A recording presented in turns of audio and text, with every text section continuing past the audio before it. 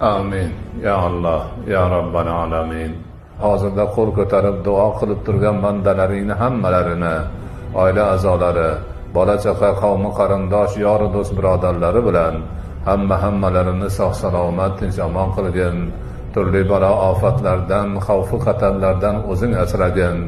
Umrlariga, rizqlariga, kasblariga baraka bergin. Doimo yaxshilikda yurib, yaxshilikda turishlarini nasib etgin. Alloh, o'zingdan yolborib so'raymiz. O'sib kelayotgan yosh avlodlarimiz, farzandlarimiz, nabiralarimizni hammalarini o'zing hifzi himoyangda asragin. Sog' salomat, tinch amon, butun unib o'sib borishlarini ta'minlagin. Bu farzandlarning rizqini, ulug' martabasini baland qilgin. O'zingni yaxshi taniydigan, ibodatingda sobit qadam bo'ladigan, ikki dunyoning baxtiga, saodatiga musharraf bo'lib, ota-onalari, bobo momolari, el yurtning ko'ziga quvonch bo'ladigan ulug' farzandlardan bo'lishlarini nasib etgin. Alloh, o'zingdan yolborib so'raymiz. Musulmon olami notinchdir.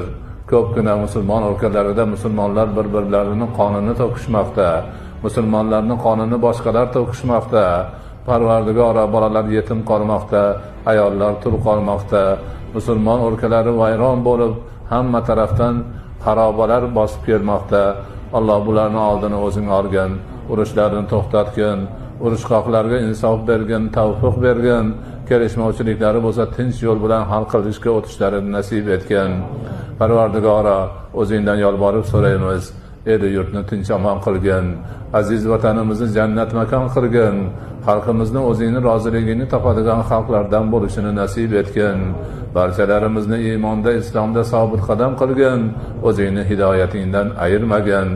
Va sallallohu ta'ala ala xayri xalqihi Muhammad va ala alihi va ashabihi ajma'in bi rahmatika ya arhamar rahim.